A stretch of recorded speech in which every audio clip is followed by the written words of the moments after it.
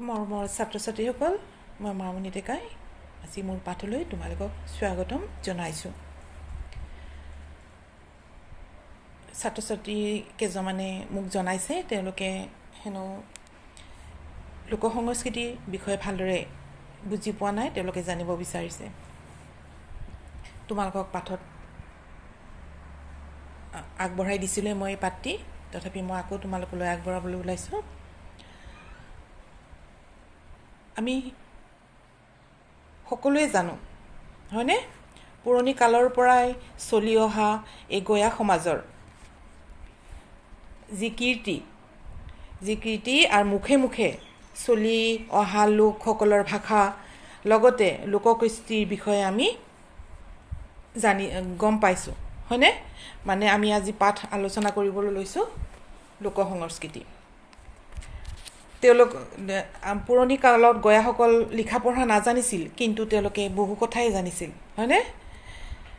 সেই তেওঁলোকৰ মুখে মুখে চলি অহা লোকবচন, এনেধৰণে তেওঁলোকে গাঁৱলীয়া সমাজত জীৱন যাপনৰ কিছুমান কলা, তেওঁলোকৰ জীৱন ধাৰণৰ পদ্ধতি, এইবোৰে কি হ'ল পিছলৈ লাহে লাহে ক্ৰমান্বয়ে শিক্ষিত লোকৰ হাতত পৰি সেইবোৰ লিখিত ৰূপ দিলে, এনেদৰেই বিকাশ হ'বলৈ ধৰিলে। গতিকে এই লোক সংস্কৃতিৰ চেপ্টাৰটো যদিও তোমালোকে বহুত টান বুলি ভাবিছা, অতিকে বুজি পালে অতিকে সহজ পাবা। তোমালোকে ভালদৰে কেৱল মনোযোগ দিব লাগিব। এই লোক সংস্কৃতি, লোক মানে জানাই গঞা, আমি গঞা ৰাজক কওঁ জন, গতিকে এনেকৈ আমি আখ্যা দিছে লোক বা জন বুলি আখ্যা দিয়া হৈছে গঞাসকলক হয়নে নহয়।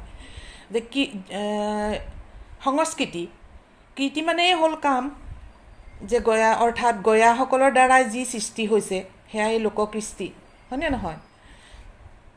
লগতে তেওঁলোকৰ জীৱন ধাৰণৰ বাবে যিবোৰ প্ৰয়োজনীয় সমল মানে বয় বস্তু দ্ৰব্য, এইবিলাক সমল বুলি কয়। তেওঁলোকৰ জীৱন ধাৰণৰ কাৰণে যিবোৰ প্ৰয়োজনীয় সমল নিৰ্মাণ, যেনে ধৰা খোৱা লোৱা, তেওঁলোকৰ বস্তু সামগ্ৰী, ৰন্ধা বঢ়া প্ৰস্তুতি, এইবোৰ যে কেনেকুৱা ধৰণকৈ ঘৰ দুৱাৰ তেওঁলোকে নিৰ্মাণ কৰে, কাপোৰ কানি কেনেধৰণকৈ তেওঁলোকে বৈ লয়, তেওঁলোকে খেতি বাতি কৰা, সম্পূৰ্ণৰূপে যন্ত্ৰ পাতি তৈয়াৰ কৰা, সা সৰঞ্জাম কেনেকৈ নিৰ্মাণ কৰে, বিভিন্ন প্ৰস্তুত প্ৰণালী ইত্যাদি গোটেইবোৰ সামৰিয়ে এইবোৰ সংস্কৃতিৰ সৃষ্টি হয়নে নহয়। সেইকাৰণে কোৱা হৈছে লোক সংস্কৃতি, এই পাঠটো লোক সংস্কৃতি কোৱা হৈছে। এই লোক বস্তু সংস্কৃতি বা ভৌতিক সংস্কৃতি বুলিও কয় এইবোৰকে হয়নে নহয়। আমি পাম লেচনটোত আমি পাঠটোত ভালদৰে জানিব পাৰিম।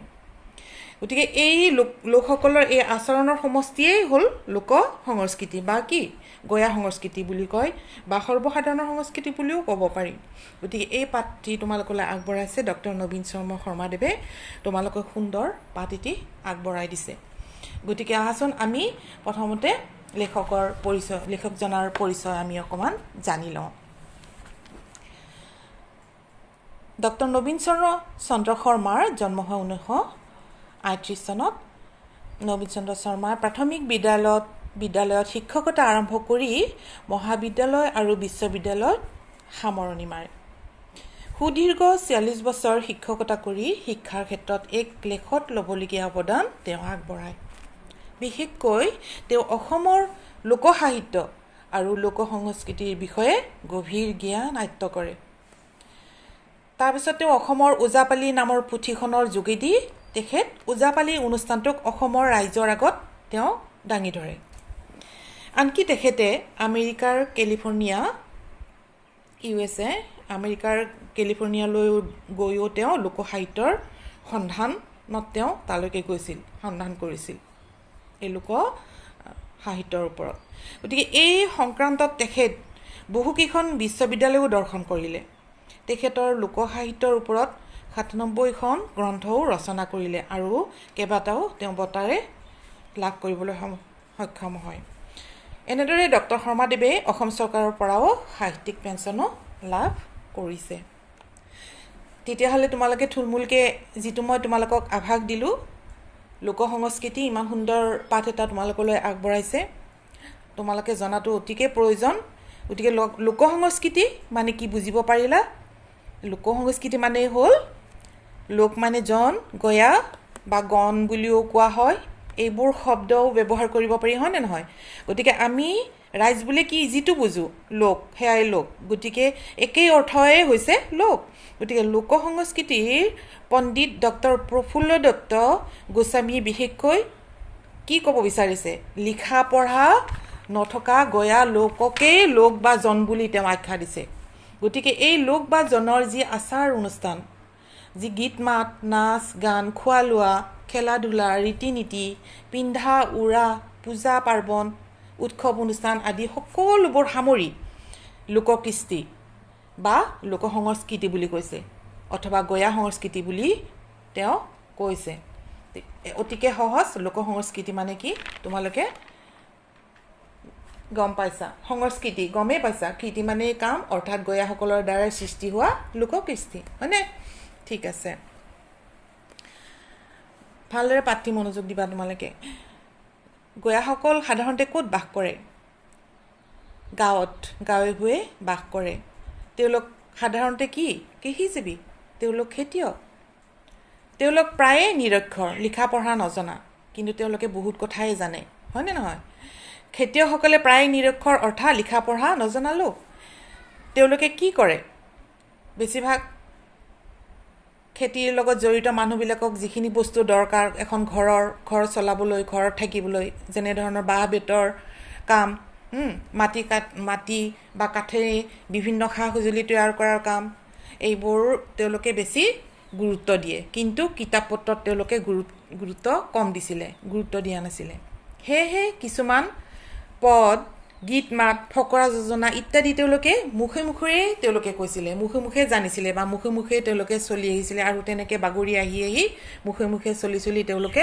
তেনেকৈ সেই পুৰণি সমাজত চলি থাকিলে তেনেকৈ সেই সময়ত ধৰা আটা আবু মানে কি আগত আটা আবু বুলিয়ে কৈছিলে এতিয়াহে আজিকালি ককা আইতা বুলি কয় সকলোৱে হয়নে নহয় আমাৰ আগত গাঁও সমাজত আটা আবু এনেকৈ কৈছিলে গতিকে সেই আটা আবুৰ দিনৰে পৰা মুখে মুখে সাধু কথাবিলাক শুনিছিলে ৰামায়ণ মহাভাৰতৰ কথা শুনিছিলে কোৰাণ বাইবেল ইত্যাদি বিভিন্ন কথাবিলাক শুনি তেওঁলোকে হৃদয়ংগম কৰিব পাৰিছিলে তেওঁলোকৰ মনত সাজ বহি ৰৈছিলে সেই কথাবোৰ পুৰণি প্ৰবচন এইবোৰ শুনি ফকৰা জনা পতন্তৰ এইবোৰে প্ৰবচন হয়নে নহয় এইবোৰ শুনি বচন লোকোক্তি এইবিলাক একেই সেইবোৰ গোটেই শুনি তেওঁলোকে খুব ৰস পাইছিলে আনন্দ পাইছিলে এনেকুৱা বিভিন্ন উপদেশ পিৰিয়ে ষ্টেপ বাই ষ্টেপ তাৰমানে সেই আজু ককা বুলি কওঁ সেই আটা আইতাৰ দিনৰ পৰাই চলি অহা পিৰিয়ে চলি আহিছে এই উপদেশবিলাক আৰু সেইবিলাকে আমাৰ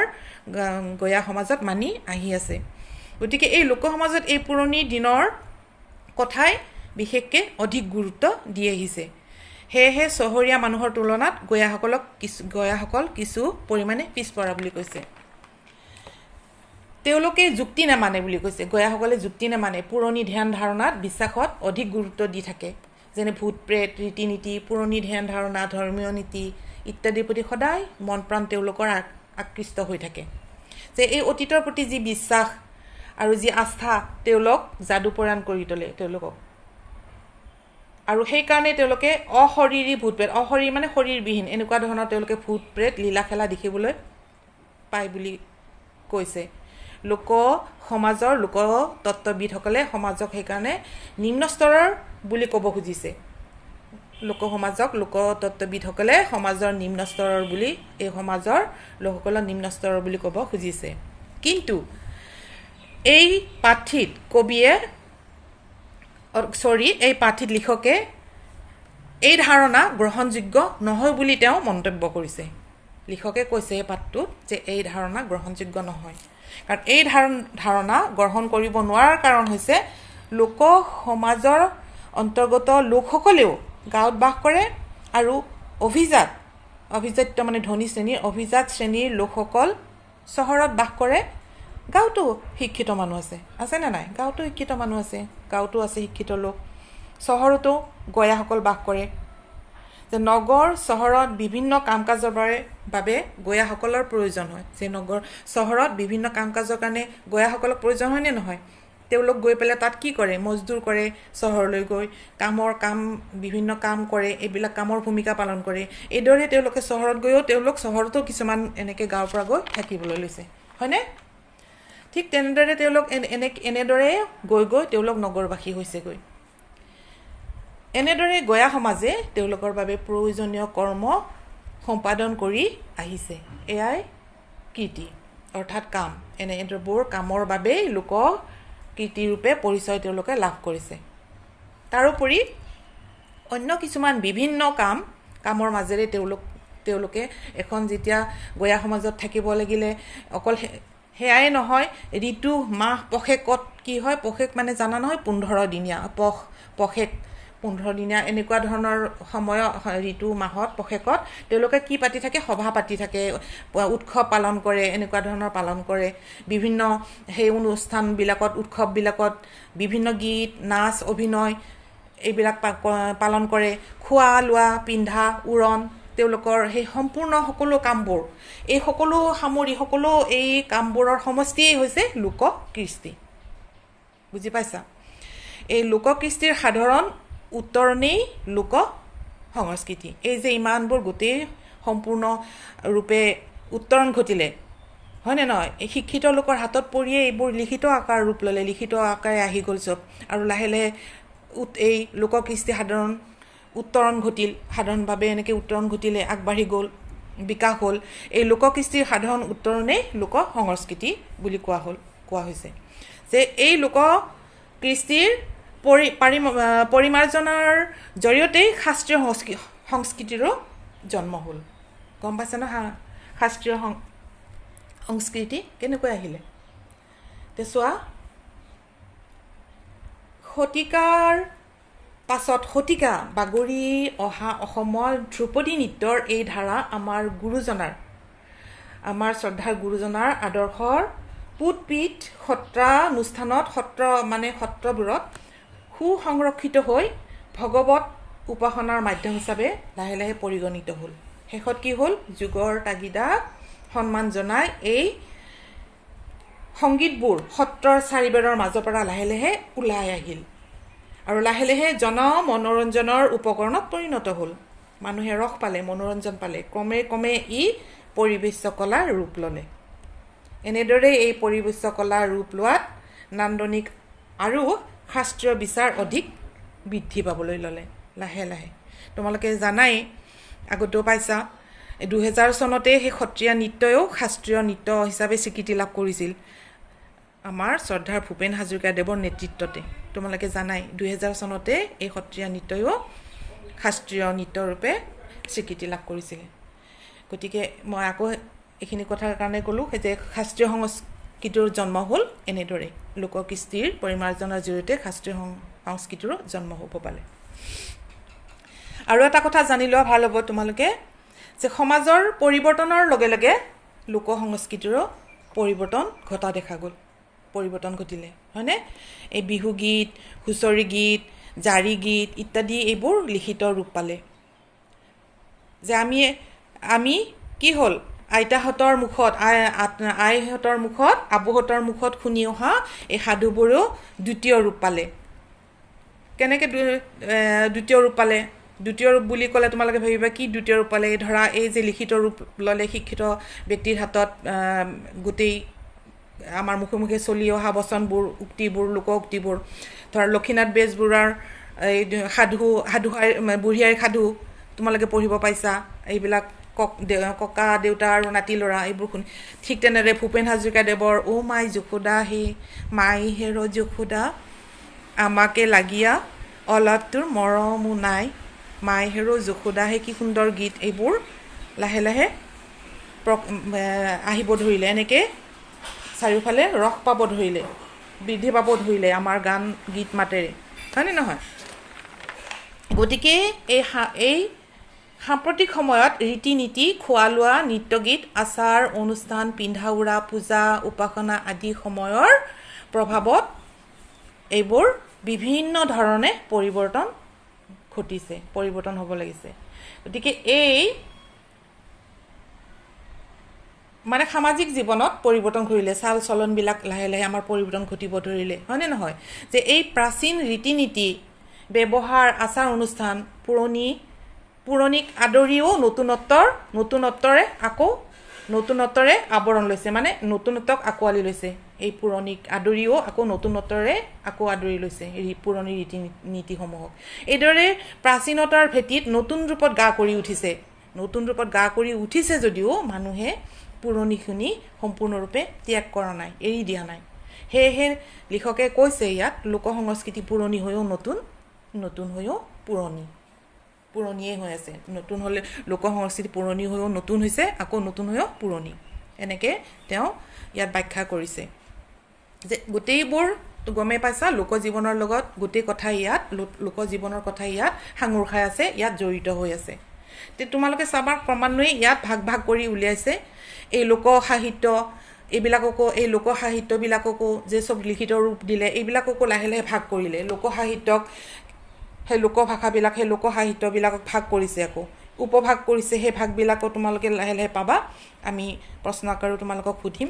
এই লোকজীৱনৰ লগত জড়িত লোকসকলক আকৌ লোকসাহিত্যক 5টা উপভাগত ভাগ কৰিছে। সেই 5টা কি? মৌখিক কবিতা বা বাচিক কবিতা বা লোকগীত বুলিও কয়। 2 নম্বৰতে গদ্যধৰ্মী লোককথা বা সাধু কথা। 3 নম্বৰতে প্ৰবচন, বচন বা যোজনা, লোকোক্তি বা পতন্তৰ। সেই লোকে যি উক্তি ইয়াত বচনবিলাক কয়, পতন্তৰ মানুহ সেয়া হিত উপদেশ দি কোৱা যি কথা, সেই উপদেশ দি পেলাই তেওঁলোকে শুনি গোৱা সেই এফাকি মানে বাক্য, এইবিলাক পতন্তৰ। এই একেই ফকৰা যোজনা, প্ৰবচন চব একেধৰণৰ। তোমালোকে আগতেও পাইছা, ফকৰা যোজনা লিখিছা। ঠিক এইবিলাক ইয়াত সাঙুৰ খাই আছে। তাৰপিছত সাঁথৰ বিষয়েও আমি জানিব লাগিব। বহুত আছে নহয় সাঁথৰ, এনেকুৱা ধৰণৰ বিভিন্ন আছে। বাৰীত কাহে, মাতিলে নাহে, এনেকৈ সাঁথৰ সোধে। আগতে আমাক সুধিছিলে। সেইটো যেনেকৈ আমি কওঁ কুঠাৰ, এনেকুৱা বিভিন্ন সাঁথৰ তোমালোকে পাবা। ঠিক তেনেদৰে লোকভাষা, এই মুখে মুখে শুনিয়ে যিবিলাক ভাষা কৈছিলে, এই লোকভাষা, এনেকুৱা ধৰণৰ 5টা ইয়াত উপভাগত ভাগ কৰিছে। গতিকে আমি সাধুকথাবোৰ আমি পঢ়িব লাগিব, জানিব লাগিব, আৰু ইয়াক আমি ধৰি ৰাখিব লাগিব, হয়নে নহয়? আমাৰ লোক সমাজত এনেদৰেই চলি অহা প্ৰবচন, বচন, যোজনা, পতন্তৰ, লোকোক্তিবোৰ জানিবলৈ চেষ্টা কৰিব লাগিব। কিমানবোৰ যে বচন আছে, ঢেৰ বচন আছে, আমি বহুতে নাজানোৱে, হয়নে নহয়? ধৰা এনেকুৱা ধৰণৰ প্ৰবচনবিলাক আছে। পৰত আস, বনত বাস, এনেকুৱা ধৰণৰ। মানুহ মৰে কৈ, পক্ষী মৰে ৰৈ, কিমান আছে। অল্প বিদ্যা ভয়ংকৰী। তাৰোপৰি আকাশত চাং পতা মানে কি? অলিক কল্পনা কৰা, হয়নে? যে আদাক দেখি উঠিল গা, কেতুৰিয়ে বোলে মোকো খা। এনেকুৱা বিভিন্ন প্ৰবচন আমি ফকৰা যোজনা পাইছোঁ, হয়নে নহয়? আদাক দেখি উঠিল গা, কেতুৰিয়ে বোলে মোকো খা। তাৰমানে কি? তাৰমানে সমাজত এনেই কিছুমান মানুহ আছে যিসকলৰ নিজৰ কোনো কামৰ যোগ্যতা নাই। এই কথা জানিও তেওঁলোকে নিজক বখানি যোগ্যতা প্ৰতিপন্ন কৰিব বিচাৰে। সেইকাৰণে সেই ফকৰা যোজনাটি সেই পুৰণি দিনৰ পৰা চলি আহিছে। এইবোৰ এতিয়া কি হ'ল? লিখিত ৰূপ পাইছে। গতিকে এইবোৰ আমি জানিবলৈ চেষ্টা কৰিব লাগিব। গতিকে এই লোকসমাজত চলি অহা এইবোৰ প্ৰবচন, এইবোৰো তোমালোকে জানিবলৈ চেষ্টা কৰিবা দেই। তাৰোপৰি আমিতো পালোৱেই বচনবিলাক। এই বচনবিলাক আটা ককাহঁতৰ মুখতে শুনিছিলোঁ। তত নাহিলো খাই, অত পাবলৈ নাই, এনেকুৱা কিমান ধৰণৰ আছে, হয়নে?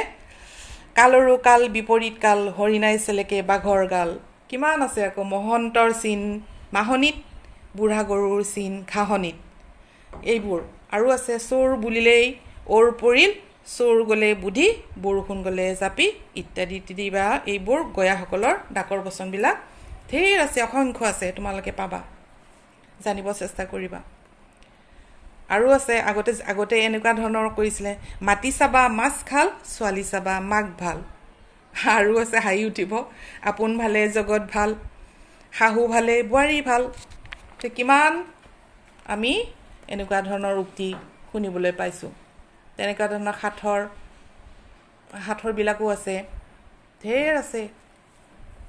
আকৌ ফকৰা যোজনা আৰু আছে, ৰ'বা কৈছোঁ তোমালোকক। নেগুৰ কটা শিয়াল ৰাজসভালৈ যায়, হা। নেজ কটা শিয়াল তাৰমানে ৰাজসভালৈ যায়। ভূপেন হাজৰিকাৰ কণ্ঠত এটি গানো আছে। নেগুৰ কটা শিয়াল হেনো ৰাজসভালৈ যায়, এনেকুৱা গান আছে নে নাই? ৰাজসভালৈ যায়, ৰাজসভালৈ যায়, নেগুৰ কটা শিয়াল আজি ৰাজসভালৈ যায়, এনেকৈ এটা গানো আছে। এইবিলাক আছিলে আগত এয়া ফকৰা যোজনা। নেজ কটা শিয়াল ৰাজসভালৈ যায়।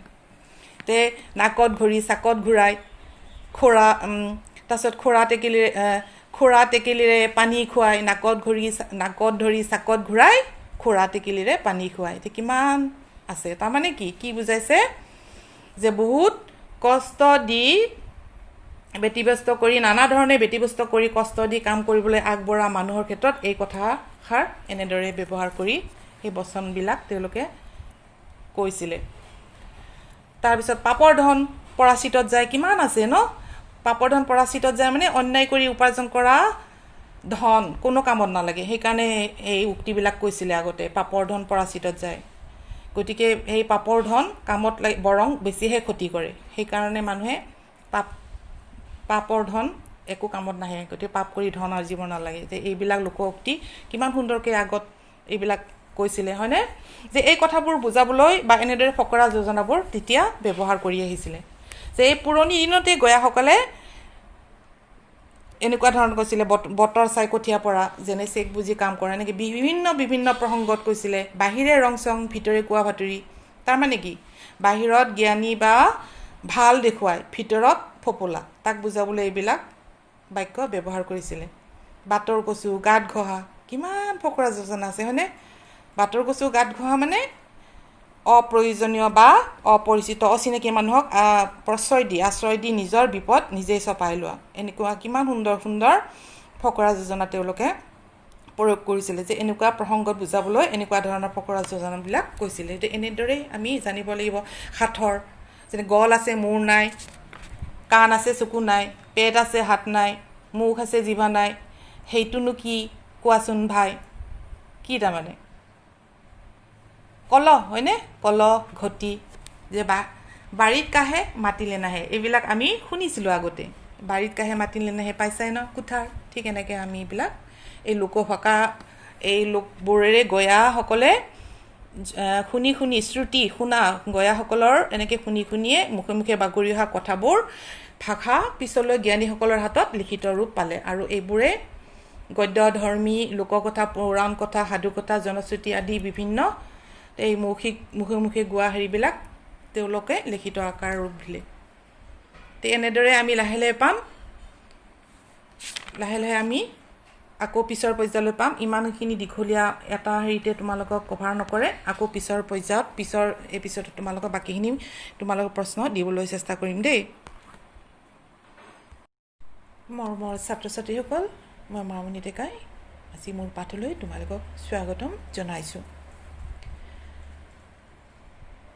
ছাত্ৰ ছাত্ৰী কেইজনমানে মোক জনাইছে তেওঁলোকে হেনো লোকসংস্কৃতিৰ বিষয়ে ভালদৰে বুজি পোৱা নাই, তেওঁলোকে জানিব বিচাৰিছে। তোমালোকক পাঠত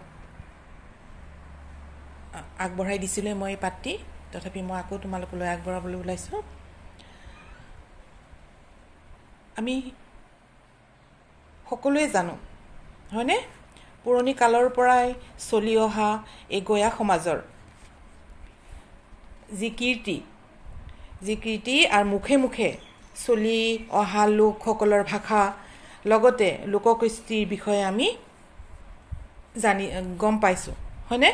মানে আমি আজি পাঠ আলোচনা কৰিবলৈ লৈছোঁ লোকসংস্কৃতি।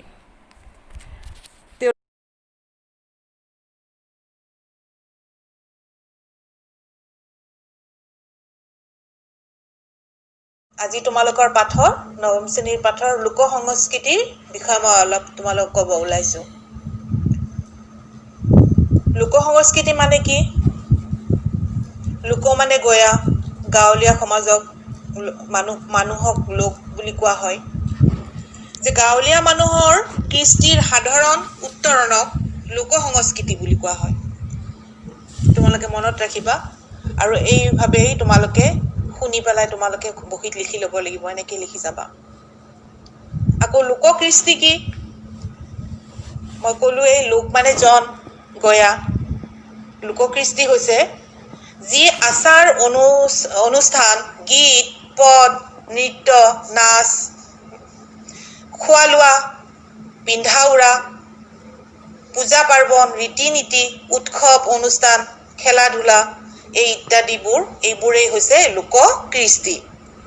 তোমালোকে মনত ৰাখি যাবা আৰু এইদৰে তোমালোকে বহীত লিখিবা।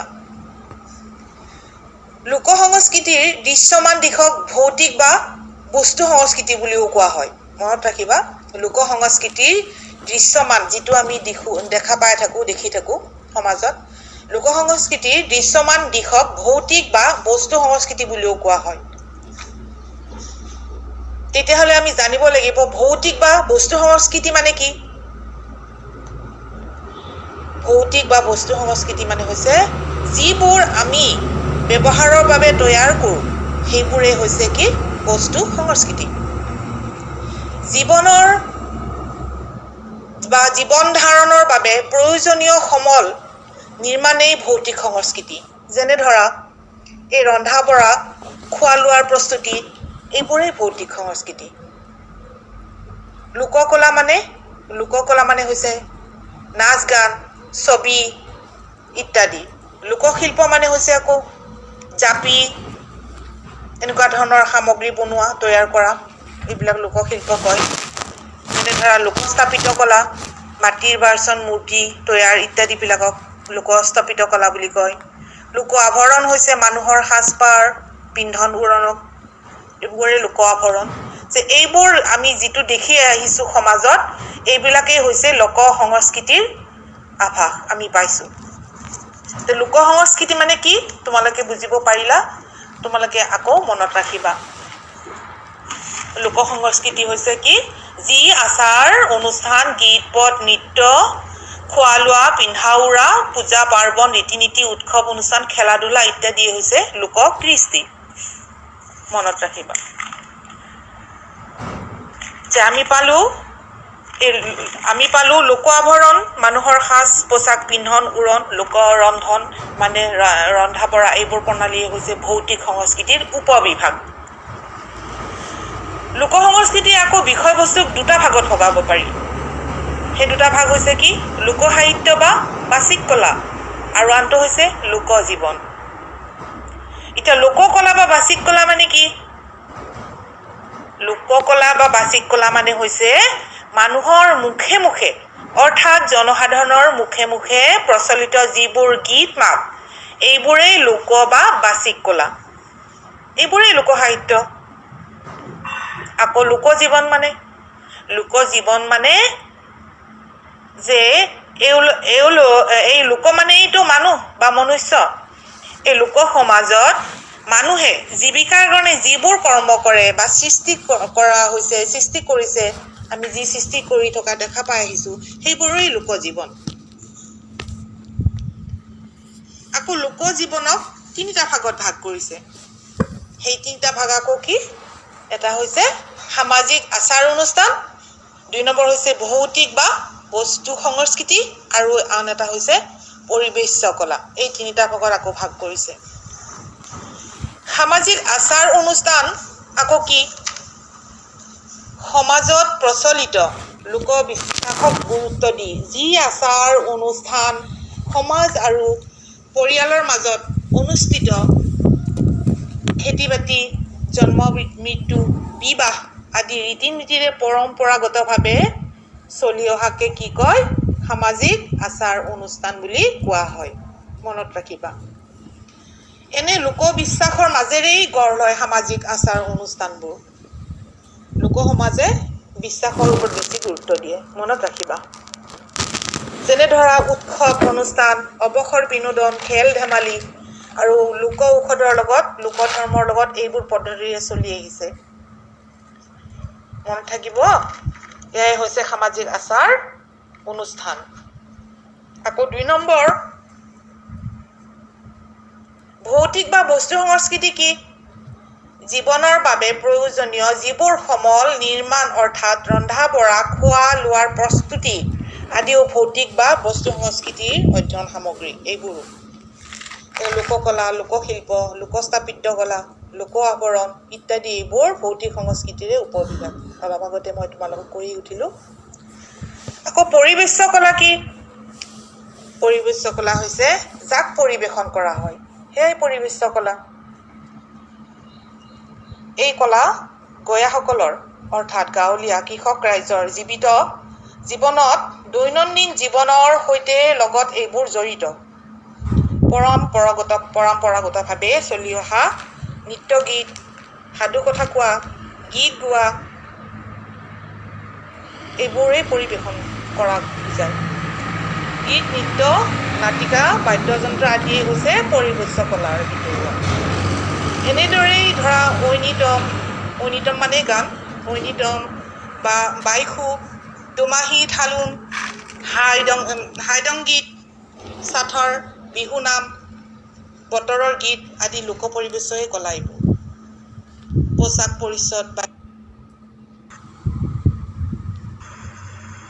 পৰিচ্ছদ, বাদ্যযন্ত্ৰৰ লগতে যিবোৰ দৃশ্য ৰূপায়ণ কৰে সেইবোৰ পদ্ধতিও পৰিবেশ্য কলাৰ ভিতৰতে পৰে।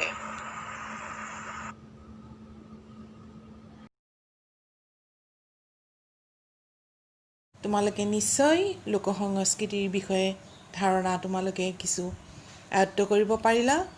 তোমালোকে ভালদৰে পাঠটো খৰচি মাৰি পঢ়িবা। যি কি নহওক, শেষত এই কথাটোৱে কোৱা নিশ্চয় অপ্ৰয়োজনীয় নহ'ব যে বৰ্তমান আমাৰ সমাজত চলি থকা লোকজীৱনৰ থকা, লোৱা, খোৱা, পিন্ধা, পূজা অৰ্চনা, খেলা ধূলা, আনন্দ, উৎসৱ, হাই কাজিয়া, বিশ্বাস, শিল্পকলা, গীত মাত আদি শ বছৰ পূৰ্বৰ লোকজীৱনৰ পদ্ধতিৰ পৰা যথেষ্ট পৃথক নহয়। গতিকে কলাগুৰু বিষ্ণুপ্ৰসাদ ৰাভাৰ মতে অসমীয়া কৃষ্টি সংস্কৃতি আৰু সাহিত্য ব্ৰহ্মপুত্ৰৰ দৰে বিশাল আৰু বিৰাট। সৰু সৰু জুৰি, নিজৰা, উপনৈ, সমন্বিত শকতিৰ দ্বাৰা যেনেকৈ ব্ৰহ্মপুত্ৰই তাৰ বিশালতা আৰু বিৰাটতা লাভ কৰিছে, ঠিক তেনেদৰে অসমৰ বহু জাতি, উপজাতি আৰু জনজাতিৰ কৃষ্টি, সংস্কৃতি আৰু সাহিত্য সমন্বিত শকতিৰ দ্বাৰা অসমীয়া কৃষ্টি, সংস্কৃতি, সাহিত্যৰ সৰ্বনাশ সাধন কৰিব নোৱাৰে। যে আমি শিকিবলগীয়া, জানিবলগীয়া আৰু বহুত কথাই আছে, হয়নে নহয়? গতিকে যিমানে ওপৰৰ ক্লাছলৈকে তোমালোকে আগবাঢ়ি গৈ থাকিবা, সিমানেই তোমালোকে ইয়াৰ এধাপকৈ তোমালোকে ইয়াৰ প্ৰয়োজনীয়বিলাক ভালদৰে অনুভৱ কৰিবা, বুজি পাবা, আকৌ ভালদৰে আয়ত্ত কৰিবলৈ চেষ্টা কৰিবা দেই।